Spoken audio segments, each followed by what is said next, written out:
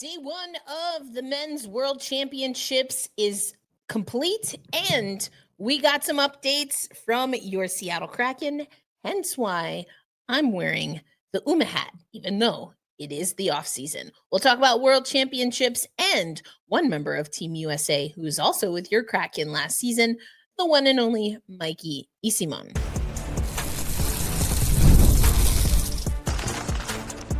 You are Locked On Kraken, your daily podcast on the Seattle Kraken, part of the Locked On Podcast Network, your team every day. Hey there, Seattle hockey fans. Welcome to another episode of Locked On Kraken, part of the Locked On Podcast Network. We bring you your favorite team, the Seattle Kraken, every single day. My name is Erica L. Ayala, your host of Locked On Kraken, also a contributor at CBS Sports as a writer, as well as on CBS Sports HQ, where I talk women's basketball and a little bit of puck every once in a while. Want to let you know today's episode of Locked On Kraken brought to you by FanDuel. And right now, new FanDuel customers can get $200 in bonus bets if your first $5 bet wins. World Championships underway. Denmark hosting these first few games. And it would be the United States taking on Denmark to close out the slate in the first day.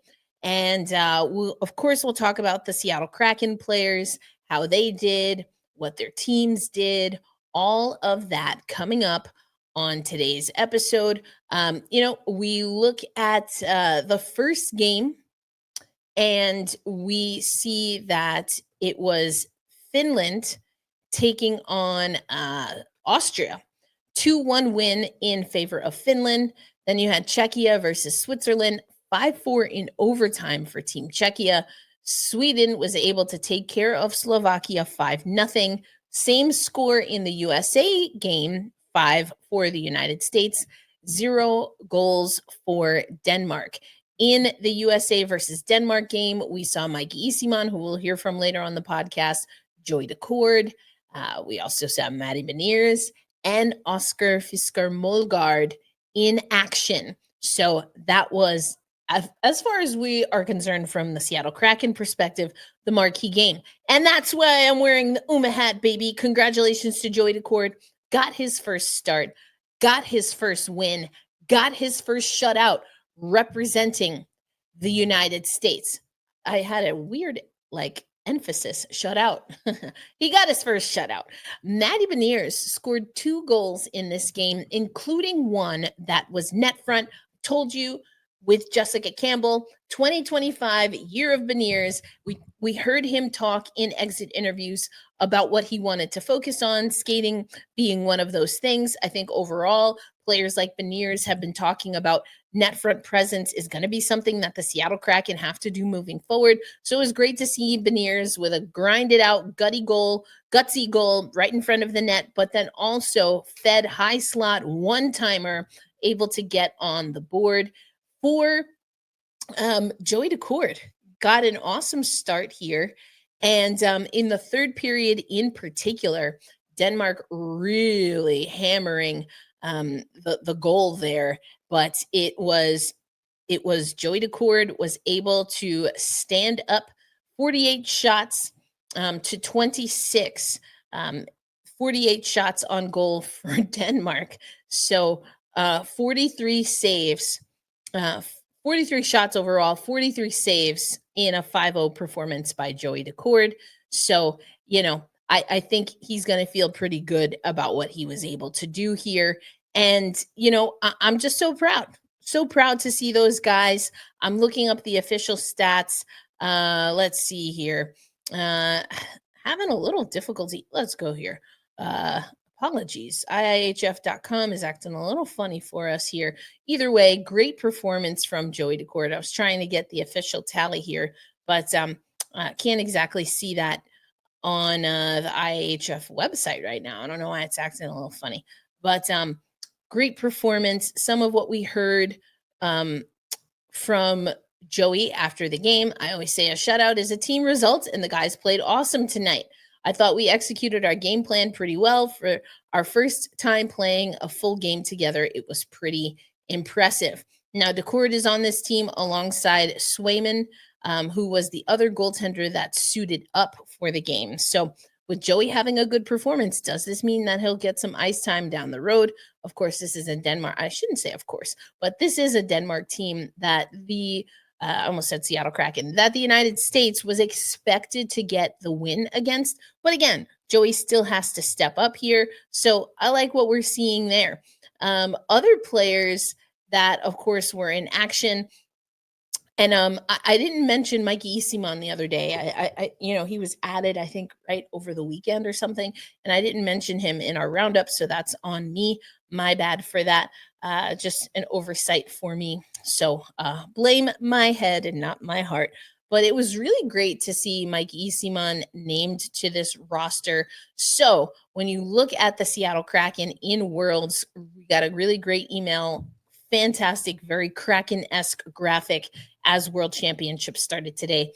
So we also have an equipment manager, Jeff Camilio, who's with Team USA. So that means Camilio, Beniers, Daccord, Eyssimont. So that's 4 different representatives for the United States, including 4 skaters.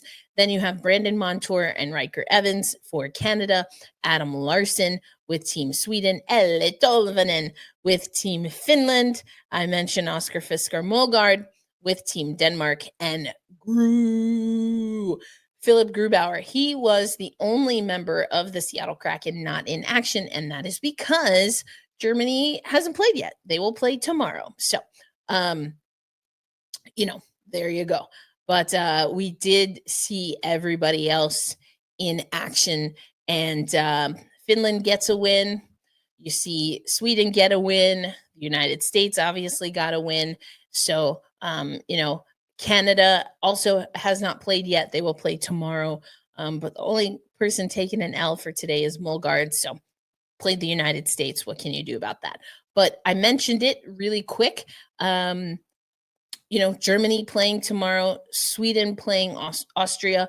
Also, Team France. Going to give a shout out to Team France because Pierre-Edouard Bellemare, first ever melanated player for the Seattle Kraken, to be on the full-time roster. Unfortunately, he got hurt. That was a real bummer. I didn't get to see him play out his dream of another Winter Classic, but he will be playing for Team France. So also will be in action tomorrow, which is May 10th. Coming up on today's episode, let's hear from Mikey Eyssimont. He came over, as you will hear, about a quarter of the way, or with just a quarter of the games left in the season, about 20 games. And he talked a little bit about coming to the Seattle Kraken. And of course, the big question is, should the Seattle Kraken keep him on board? We'll talk about that before closing out with a weekend preview, because it's not just World Championships and, of course, the Stanley Cup playoffs that are going on.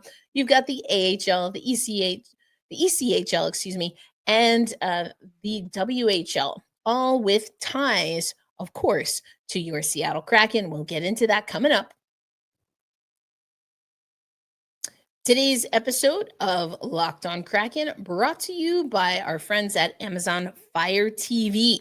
Did you know your Fire TV is also an Xbox? Turn any TV into a gaming and entertainment hub with Fire TV Stick 4K devices. No console is required. Just grab your paired controller, subscribe, or sign in to Xbox Game Pass Ultimate with EA Play included, and you're ready to play.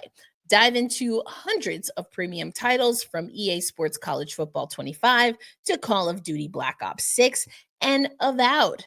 You can do that just as easily as you stream your favorite shows. It's gaming made simple, and it's all on your Fire TV. Now, with Wi-Fi 6 and 6E and auto low latency mode advanced technology, Fire TV Stick 4K delivers smoother, more responsive gameplay with lightning fast speeds so you can stay competitive. That's huge. And, it's endless entertainment. As I mentioned, Fire TV is just as easy as your streaming services that you already use for your favorite movies, for your favorite TV shows. And in fact, you can watch more than 1.5 million movies and TV episodes from your favorite subscribed services like Netflix, Prime Video, Disney Plus, Max, and so much more. So head to Amazon.com/Fire TV /FireTV Locked On to get started. Xbox Game Pass Ultimate subscription and compatible controller required. Available on select devices, including Fire TV Stick 4K 2nd generation, Fire TV Stick 4K Max 1st and 2nd generation, and Fire TV Cube 3rd generation. And today's episode of Locked On Kraken also brought to you by our friends at Indeed. Listen, you realized your business needed to hire someone yesterday. How can you find amazing candidates fast? Easy. Just use Indeed. When it comes to hiring, Indeed is all you need. Stop struggling to get your job post seen on other sites. Indeed's sponsored jobs puts your post at the top of the page and helps you reach the right candidates faster. Listen, I've been in a position where I needed to hire quickly. However, there's a difference between doing something just for the sake of being quick and doing something that is not only fast, but also is going to get you the best candidates. And that's what Indeed can do for you. And right now, you can speed up your hiring process with a $75 sponsored job credit. Just go to Indeed.com /lockedon right now and support our show by saying you heard about Indeed on this very podcast. Terms and conditions apply. But if you're hiring, Indeed is all you need.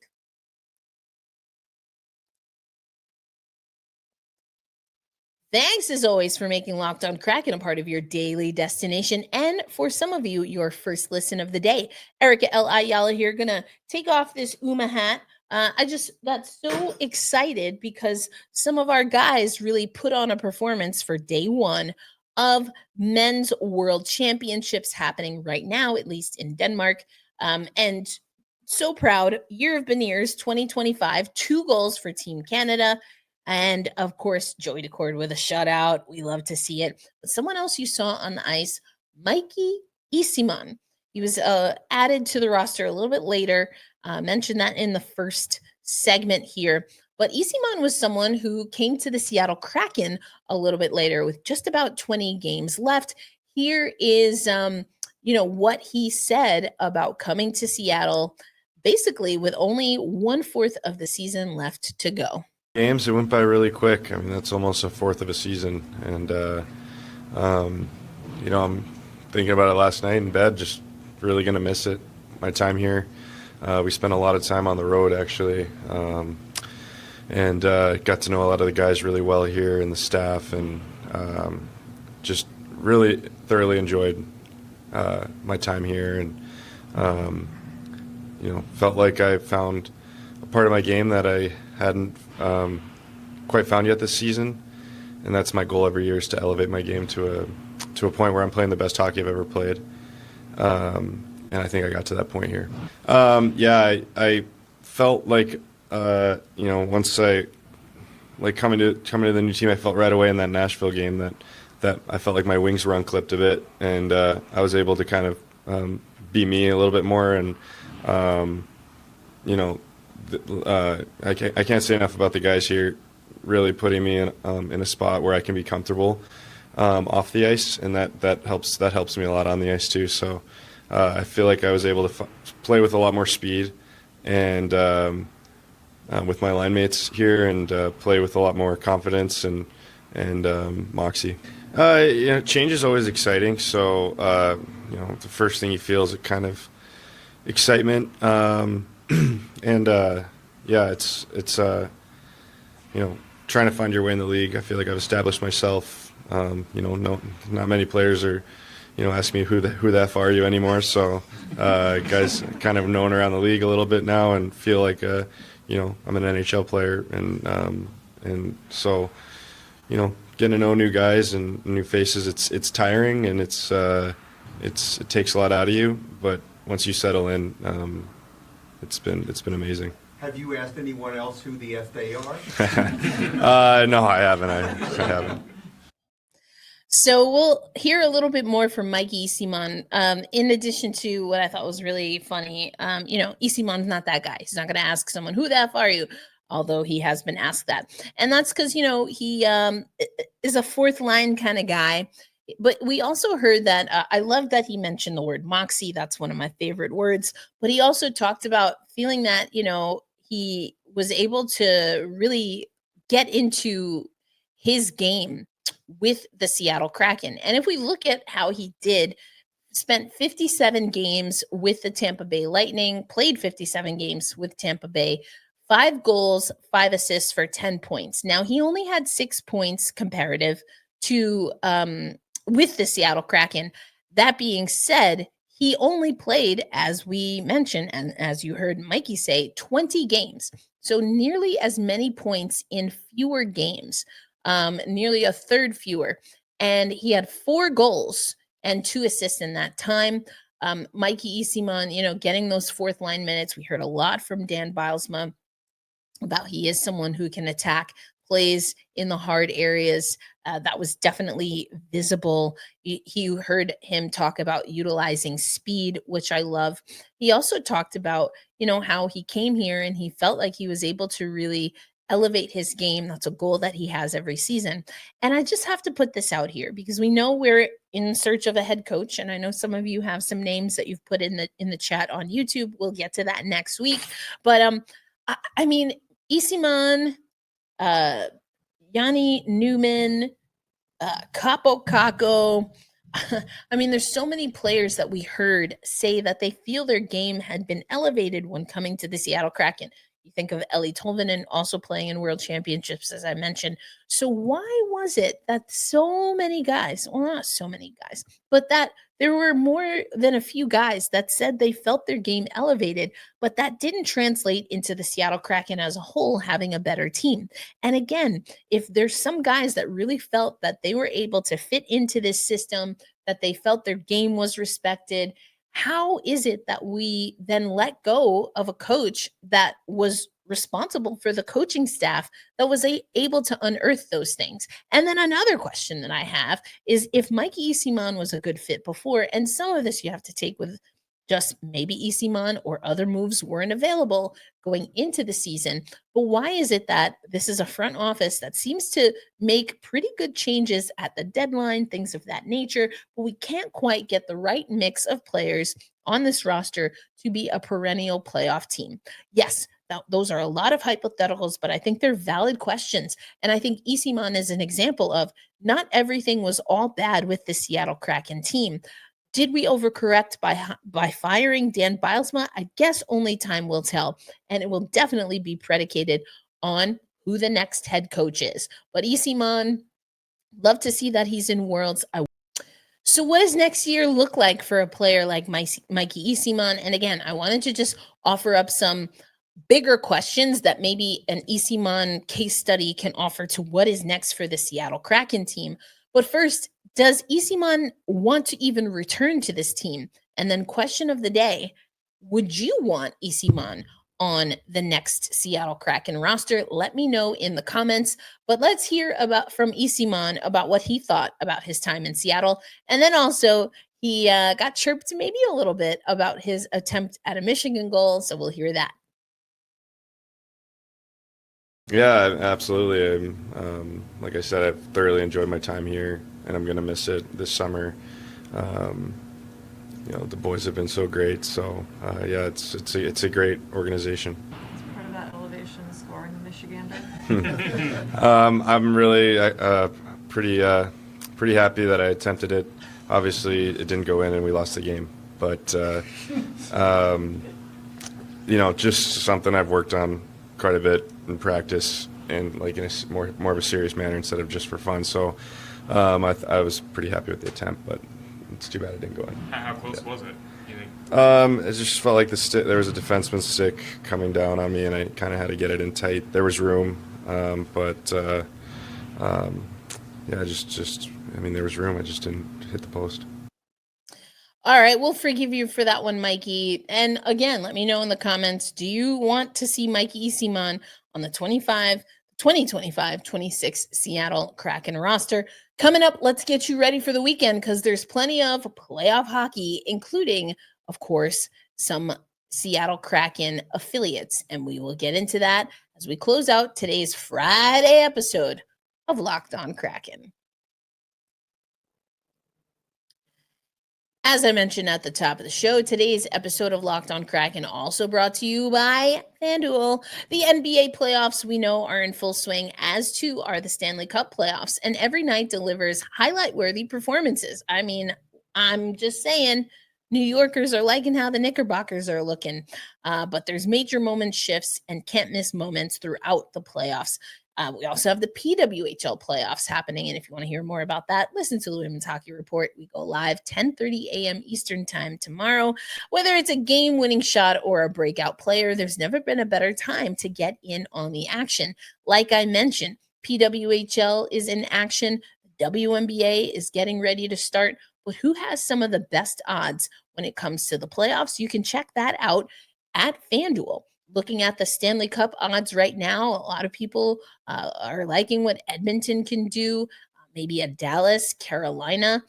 So that's really interesting. If we look at some PWHL odds, the Toronto Scepters with the best odds for FanDuel. Ottawa Charge, though, up there as well. Whereas the number one team, Montreal, coming up in third, and the Minnesota Frost, who won last year, fourth best odds per FanDuel. But you can find all of that again at FanDuel.com.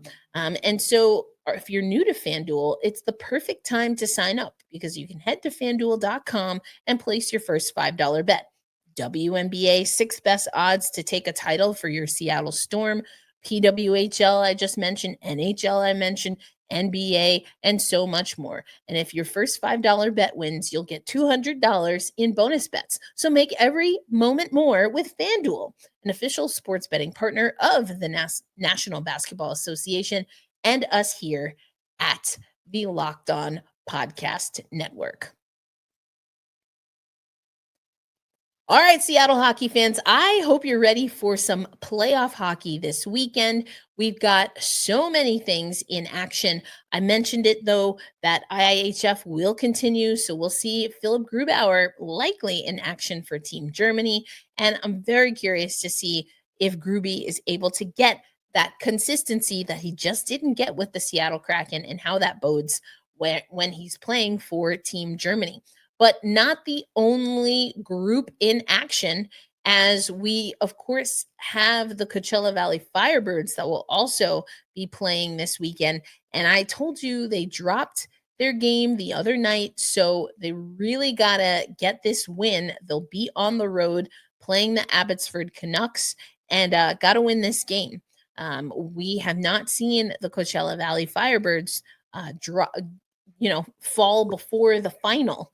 So this is a real big wake-up call to the organization. Of course, they're going against history, right? And what happened under Dan Bylsma, who is no longer with the organization. Can you tell I'm bummed about that? Yes, I am. But also, sometimes you just have to play the cards that are dealt within what you have. And I think it's fair to say that's been a little bit of a different road for this Coachella Valley Firebirds team under Laxdal. They have to find their way, and they have to get a win if they want to keep things humming. They will take on the Abbotsford Canucks tonight in Game 4, must-win game to force a Game 5 for your Coachella Valley Firebirds. We also have in action in the ECHL your Kansas City Mavericks, who are doing pretty well right now in the Mountain Division Final against the Tahoe Night Monsters, get another win in Game 3, 3-1 win. So they lead the series 3-0 with Game 4 tonight. They can take the series, sweep the series. And I love that this Mavericks team is getting stronger as they go. That was a tough matchup in Tulsa. But if this goes the way that this team wants, I'm sure they'll be grateful to have really showed how tough they can be in this game. If we look once again, your Kansas City Mavericks in net was Jack LaFontaine, 27 saves, just allowed the one goal in the 3-1 win. But that's not all the action. Talked about Berkeley Catton earlier in the week. The Spokane Chiefs are taking on the Medicine Hats. And that's happening tonight. Friday, May 9th is game 1. Game 2 is Sunday. So by Monday, we'll have the first 2 games of this series. First time the Chiefs are making it to the final in almost 2 decades. So that's exciting. And we will have it all for you on the Locked On Kraken podcast. And listen, I'm hoping I get to wear the UMA hat. I didn't nearly wear it as much as I would have liked to during the regular season, and no playoffs for the Kraken. So, hey, why not? But that'll do it for today's episode. A reminder to be kind to yourself so that you can extend that grace to others. There's a lot going on in the world. You never know what's going on in someone's head, in their heart, and in their household. So try to be kind. And of course, we hold fast. We stay true and we say, let's go Kraken, and all of the Kraken players in Worlds, and let's go Firebirds. We know you can dig deep, boys, so get it done. And Kansas City, close her out, get some rest, keep it moving. And as far as the Chiefs, best of luck as you start your series. I will catch you on the next episode of Locked On Kraken. Have a great weekend and peace out, everybody.